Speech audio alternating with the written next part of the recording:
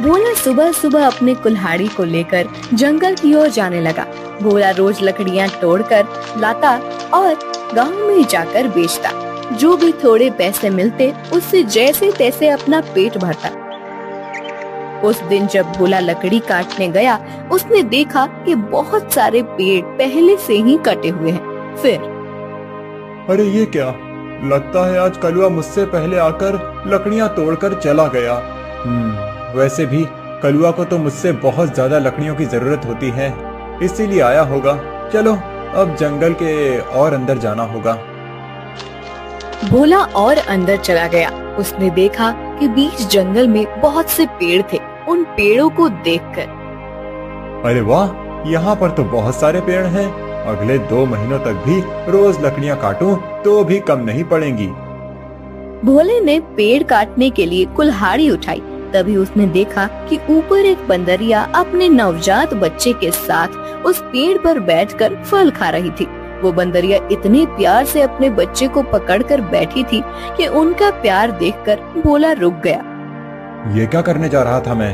अगर मैंने ये पेड़ काट दिया, माँ बंदरिया और उसके बच्चे का घर टूट जाएगा।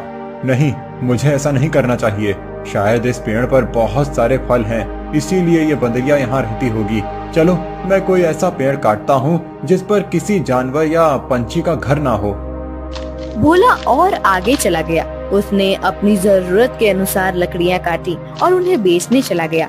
ऐसे ही दिन बीतते रहते हैं। भोला रोज उस बंदरिया और उसके बच्चे को देखता। कभी कभी भोला बंदरिया को खिलाने के लिए घर से रोटी भी ले आता। एक दिन जब भोला लकड़ी काटने गया, तब उसने देखा कलुआ उसी पेड़ पर कुल्हाड़ी चला रहा था जिस पेड़ पर उस बंदरिया रहती थी। कलुआ को उस पेड़ को काटते देख, अरे कलुआ, ये क्या कर रहे हो? ये कैसा सवाल है? भगवान ने आंखों की जगह बटन लगाकर भेजा है क्या? दिखाई नहीं देता? लकड़ी काट रहा हूँ। वो तो मैं देख रहा हूँ कलुआ, लेकिन इस पेड़ की लकड़ी क्यों काट रहे हो? किसी और पेड़ की लकड़ी काटो। पेड़ पर देखो, एक बंदरिया का घर है, उसके साथ उसके नवजात शिशु भी हैं कलुआ। तो क्या हुआ? वो बंदरिया किसी और पेड़ पर चली जाएगी। इतने सारे पेड़ तो हैं। लेकिन कलुआ, लेकिन वेकिन कुछ नहीं। चल निकल जा यहाँ से। आया बड़ा मुझे सिखाने वाला। और सुन, इस पेड़ को तो पूरा मैं ही काटूंगा। ये ध्यान रखना, तुझे चाहिए तो कहीं और चला जा, नहीं तो ये देख रहा है ना कुल्हाड़ी, मुझे जरा सी भी देर नहीं लगेगी इस कुल्हाड़ी को तुझ पर चलाने में। कलुआ पेड़ काटने लगा। भोला बेचारा चाह कर भी कुछ नहीं कर पाया और आगे चला गया। दोपहर के समय जब भोला जंगल से लौट रहा था, तब सपने देखा कि कलुआ ने वो पूरा पेड़ काट डाला था। भोला को बहुत बुरा लग रहा था। तभी उसकी नजर पेड़ के एक बड़े लकड़ी के नीचे गई। वो बंदरिया उस लकड़ी के नीचे मरी पड़ी हुई थी। उसे देख भोला के आंखों में आंसू बहने लगे। भोला को लग रहा था कि शायद उसके बच्चे की भी मौत हो गई है। भोला उस बंदरिया के पास गया। तभी उसने देखा कि बंदरिया ने मरते हुए भी अपने बच्चे को अपने गोद में सुरक्षित रखा था। हे भगवान, तेरी महिमा अपरंपार है। इस बंदरिया ने मरते हुए भी अपने बच्चे को गोद में सुरक्षित रखा है। सच में माँ आखिर माँ ही होती है। लेकिन अब इस बच्चे का क्या होगा? कलुआ भी कितना दुष्ट है। मैंने बताया था उसे इस पेड़ पर इस बंदरिया का घर है, लेकिन उसने मेरी बात नहीं सुनी। फिर भोला ने गड्ढा खोदकर बंदरिया के शव को उस गड्ढे में डाल दिया। फिर उसके बच्चे को अपने गोद में उठाकर अपने साथ उसे घर ले आया। उस दिन एक बात से भोला अपने छोटे भाई की तरह उस बंदर को साथ रखने लगा। एक दिन भोला लकड़ी काटने गया था। तब, क्यों भोला, सुना है तूने किसी बंदर को पाल रखा है? अरे खुद का पेट तो तुझसे भरता नहीं, अब उस बंदर को क्या खिलाएगा? वो वही बंदर है कलुआ, जिसकी माँ के तुम हत्यारे हो। मैंने तुम्हें कहा था कि उस पेड़ पर उस बंदरिया का घर है, फिर भी तुमने वो पेड़ काट दिया। वो बंदरिया पेड़ से गिरकर मर गई, इसीलिए मुझे इंसानियत के नाते उस बंदर को अपने साथ ले जाना पड़ा। अगर मैं उसे नहीं ले जाता तो इस जंगल में ऐसे ही उसकी मौत हो जाती। हाँ तो तू बड़ा दयावान है ना। सारी दुनिया की इंसानियत और अच्छाई एक तुझ में ही भरी हुई है ना। कलुआ, मेरी तुमसे विनती है कि आगे से तुम कोई भी पेड़ काटते समय थोड़ा ध्यान दो कि किसी जानवर पंछी का घर न टूटे। ए भोला, मैंने पहले भी एक बार तुझसे कहा था कि तू मुझे मत सिखा। जब तूने कुल्हाड़ी हाथ में लेना सीखा था ना, उसके कई साल पहले से मैं लकड़ी काट रहा हूँ। तू कौन होता है मुझे सिखाने वाला? रुक, तुझे अभी मजा चखाता हूँ। ऐसा कहकर कलुआ ने भोला को पीटना शुरू कर दिया। उसे पीटने के बाद भोला को उसने चेतावनी भी दी कि आगे से अगर वो इस गांव में लकड़ी काटने के लिए आएगा तो उसे अपनी जान से हाथ धोना पड़ेगा। बेचारा भोला घर आ गया और बंदर से बात करने लगा। चलो दोस्त, अब इस गांव से हमारा दाना पानी उठ गया है। उस कलुआ ने मुझे पीटकर साफ साफ चेतावनी दे दी है। अब अगर जान बचानी है तो इस गांव को छोड़कर जाना ही बेहतर होगा। चलो, हम कहीं और जाकर हमारी अपनी दुनिया बसाएंगे। भोला बंदर को अपने कंधे पर बिठाकर गांव से कहीं दूर जाने के लिए निकल गया। दिन बीत रहे थे और भोला दर बदर भटकते हुए काम की तलाश कर रहा था। ना तो उसे काम मिल रहा था और ना उसके रहने का कोई ठिकाना था। जैसे तैसे अपने लिए और बंदर के लिए वो एक वक्त का खाना जुटा पा रहा था। एक दिन ऐसे ही वो थक कर एक पेड़ के नीचे बैठा हुआ था। बंदर उसकी गोद में सोया हुआ था। तभी वहाँ एक योगी बाबा आए। प्रणाम योगी बाबा। कल्याण हो पुत्र। एक बात बताओ, तुम इस बंदर को ऐसे गोद में लेकर क्यों बैठे हो? बाबा, इसने अपनी माँ को खो दिया है। इसका इस दुनिया में कोई नहीं है, इसीलिए मैं इसे अपने साथ अपने घर ले आया था। लेकिन हमारे गांव के एक गुंडे की वजह से मुझे गांव छोड़ना पड़ा। अब मैं काम और सर पर छत ढूंढते हुए दर दर भटक रहा हूँ। पुत्र, तुम्हारा हृदय सच में कोमल है। तुमसे किसी का भी दुख नहीं देखा जाता।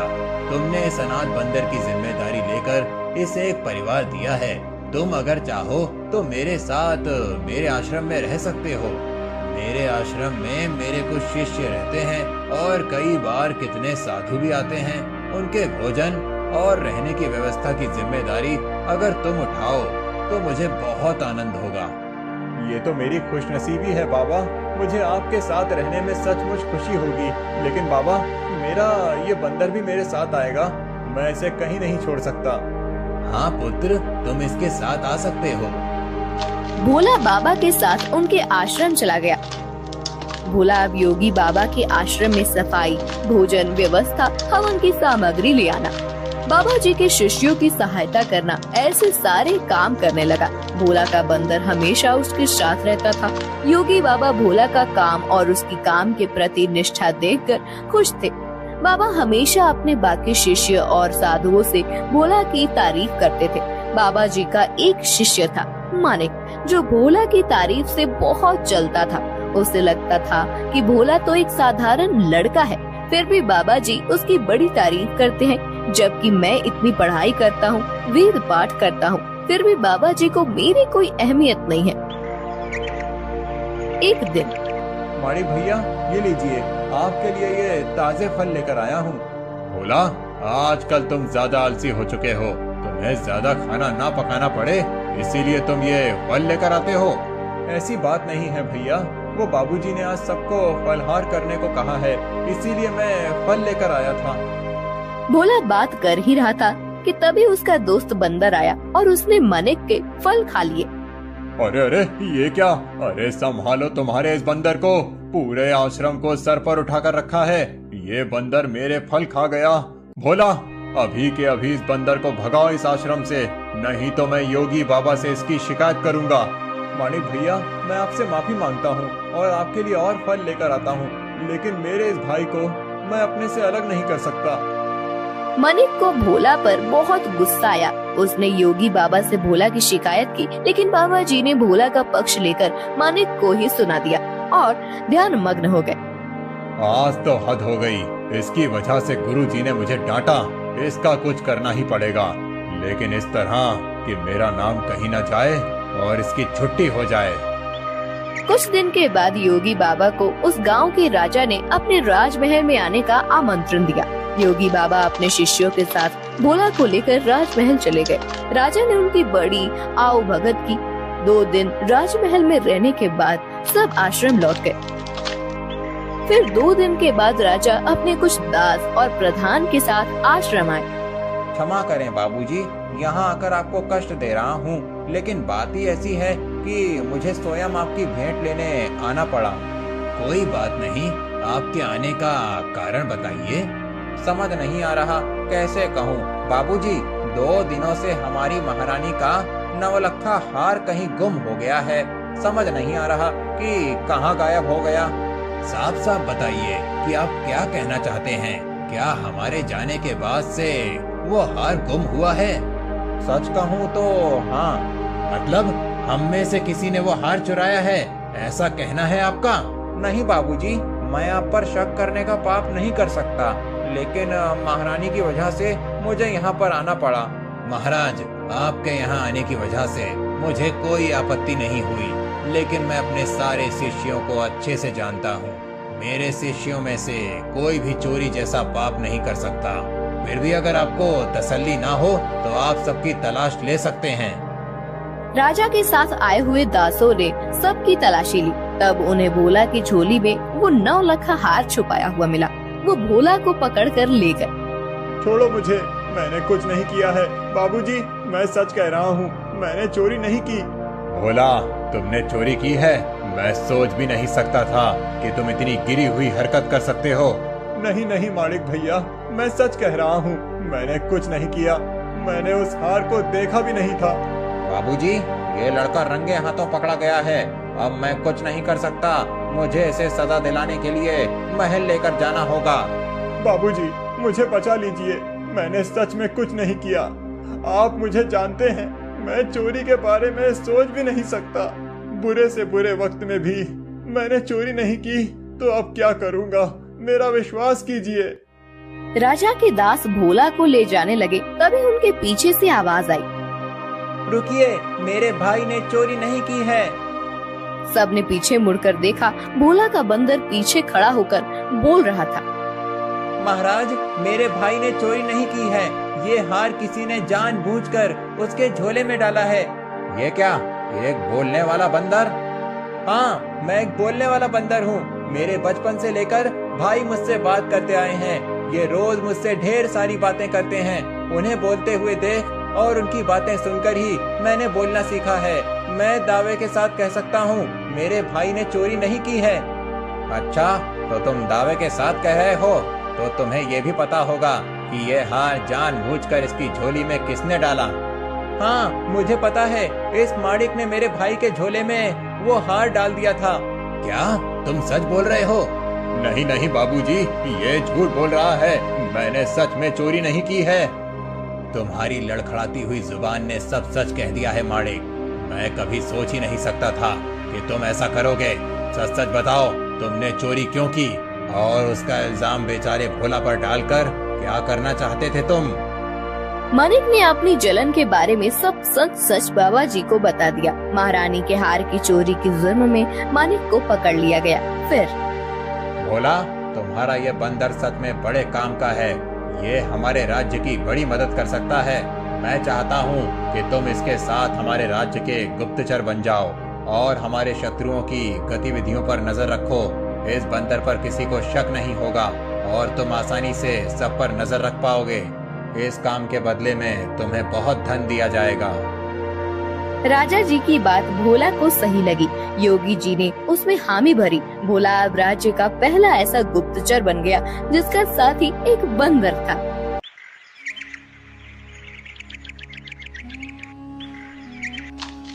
रूपा अपना पिज्जा का ठेला लेकर जा रही थी।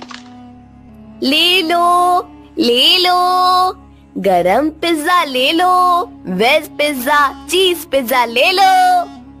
बहुत दिनों से रूपा का पिज्जा का धंधा कुछ ठीक से नहीं चल रहा था। ग्राहक उसके ठेले के पास से गुजरते थे, लेकिन पिज्जा खरीदने के लिए नहीं रुकते थे।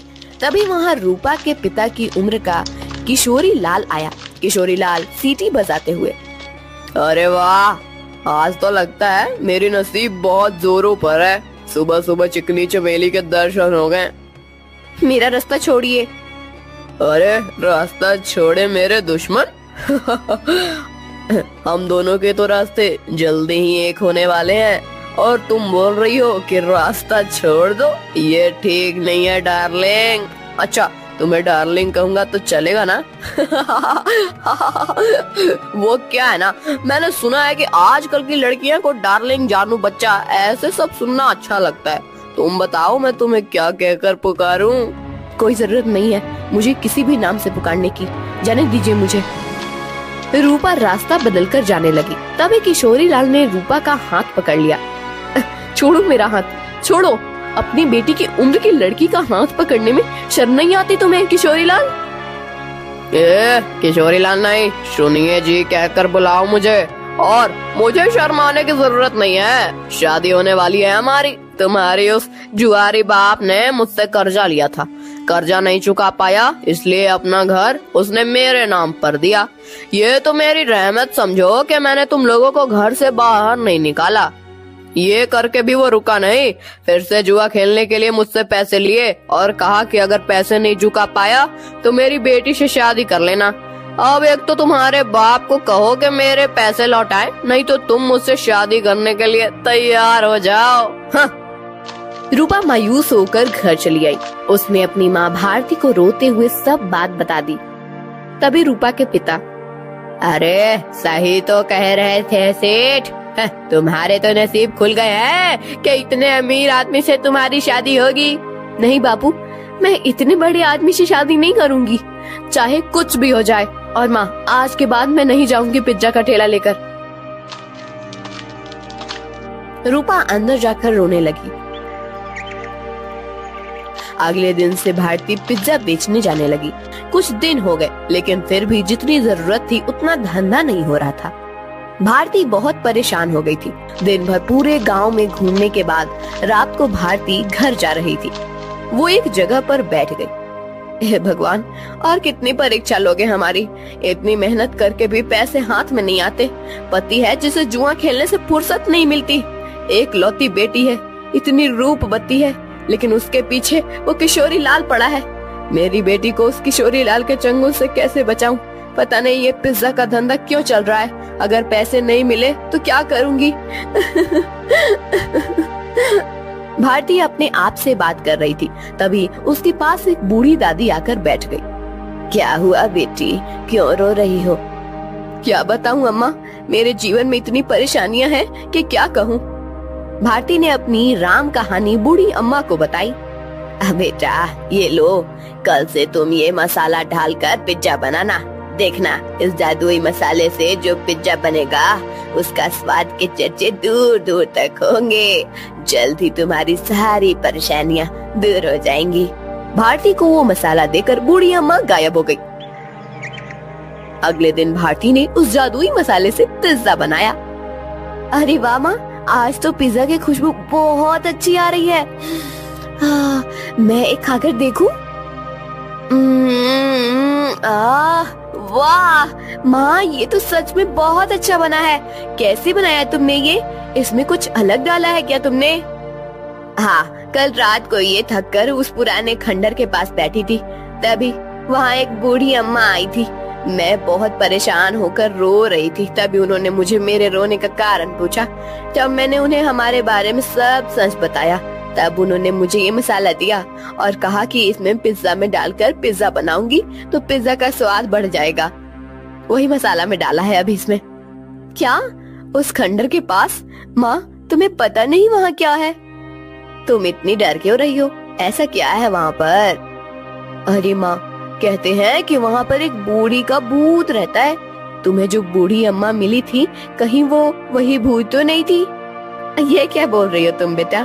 कल मेरी मुलाकात एक भूत से हुई थी, लेकिन उसे देखकर ऐसा लग तो नहीं रहा था। लेकिन माँ, ये तो सोचो कि कोई सामान्य औरत तुम्हें जादुई मसाला कैसे देगी? हो ना हो वो जरूर कोई भूत ही होगी। अब वो कोई भी हो, क्या फर्क पड़ता है? अगर उसके इस मसाले की वजह से हमारे पिज्जा की बिक्री बढ़ गई तो अच्छी ही है ना। सोचो, हम उस किशोरी लाल के सारे पैसे चुका देंगे तो उसे तुम्हारा पीछा छोड़ना होगा। हाँ, ये बात तो है। सिर्फ एक बात याद रखना, किसी को कानो कान खबर ना हो कि हमें किसी भूतनी ने जादुई मसाला दिया था। भारती अपना ठेला लेकर निकल पड़ी। जादुई पिज्जा की महक पूरे गांव में फैल रही थी। अरे भारती, आज तो बहुत बढ़िया खुशबू आ रही है तुम्हारे ठेले से। जरा एक दो पिज्जा खिलाओ तो। भारती ने लालचंद को गर्मा गर्म पिज्जा सॉस के साथ दिया। लालचंद पिज्जा खाने लगा। अरे वाह क्या स्वाद है, वाह वाह मजा आ गया। भारती क्या खूब पिज्जा बनाया है आज तुमने, सच में दिल खुश हो गया। वैसे तो मुझे ये पिज्जा विज्जा कुछ खास पसंद नहीं है, ये तो सारे नए जमाने के चोचले हैं, लेकिन उसकी सुगंध इतनी अच्छी आ रही थी कि मेरा जी मचल गया। ओह ये लो पैसे, और एक काम करो 4 पिज्जा पैक करके देना, घर पर ले जाता हूँ, बच्चों को बहुत पसंद आया। लालचंद की आवाज सुनकर कुछ और लोग वहाँ आ गए और पिज्जा खरीदने लगे। भारती बहुत ज्यादा खुश हो गई क्योंकि आज उसकी बोनी ही एकदम बढ़िया हो गई थी। कुछ देर के बाद भारती गांव से होकर कॉलेज पर चली गई। कॉलेज के बहुत सारे बच्चों ने पिज्जा खरीदा। दोपहर तक सारे पिज्जा खत्म हो गए। भारती घर आ गई। माँ इतनी जल्दी आ गई आज? अरे पूछो ही मत, आज तो गजब हो गया, सच में उस मसाले ने तो कमाल कर दिया। जब मैं यहाँ से निकली थोड़ी दूर पर लालचंद सेठ मिल गए। पिज्जा की खुशबू से गीचे चले आए। 2-3 पिज्जा खा लिए उन्होंने और 4 पैक करके घर ले गए। इतनी तारीफ कर रहे थे पिज्जा की कि क्या ही बताऊं। उनकी आवाज सुनकर कुछ और गांव वाले आए और उन्होंने भी पिज्जा खरीद लिया। आज तो बहुत अच्छी बोनी हो गई थी। फिर मैं कॉलेज पर चली गई। वहाँ भी बच्चों की खाने की छुट्टी हुई थी, क्या कहते हैं उसे, हाँ रिसेस। बहुत से बच्चे बाहर आए और पिज्जा लेकर चले गए। सारे पिज्जा खत्म हो गए। अरे वाह, मतलब भूतनी ने दिए हुए मसाले ने आपका काम कर दिया। माँ अगर रोज ऐसे ही पिज्जा की बिक्री होने लगी तो बहुत जल्द हम सारा कर्जा चुका देंगे। हाँ बेटा ऐसा ही होगा। एक दिन रूपा, मैं सोच रही हूँ कि मैं दोपहर को घर आ जाती हूँ, बाद में पूरा टाइम मैं खाली बैठ रहती हूँ, तो क्यों न शाम के समय भी पिज्जा का ठेला लगाना शुरू कर दूँ। लेकिन माँ तुम कितना काम करती हो, शाम को भी काम करोगी तो थक नहीं जाओगी? थक तो जाऊंगी, लेकिन सोचो मुनाफा भी तो दुगना हो जाएगा। अगले दिन से भारती शाम के समय भी जादुई पिज्जा का ठेला लगाने लगी। उसे दुगना मुनाफा होने लगा। कुछ दिनों में भारती के पास बहुत सारे पैसे जमा हो गए। एक दिन वो कर्ज के सारे पैसे लेकर किशोरी लाल के कोठी पर चली गई।